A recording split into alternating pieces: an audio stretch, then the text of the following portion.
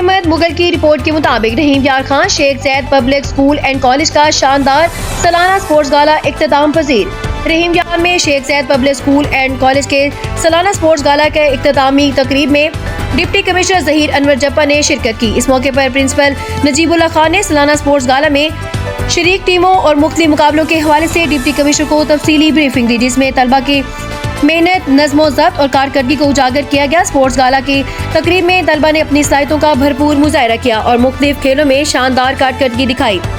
नुमाया कारकर्दगी दिखाने वाले तलबा और तालिबात में इनामात, ट्रॉफियाँ और असनाद तकसीम की गई, जिससे तलबा में जोशो खरोश और हौसला अफजाई में इजाफा हुआ। डिप्टी कमिश्नर जहीर अनवर जप्पा ने कहा कि खेलों के मुकाबले तलबा की जिस्मानी और जहनी नशोनुमा के लिए नागुज़ीर हैं। निसाबी सरगर्मियों के साथ गैर निसाबी सरगर्मियां भी वक्त की अहम जरूरत है। स्पोर्ट्स गाला नौजवानों में नज़्म ज़ब्त और टीम वर्क को फरोग देता है।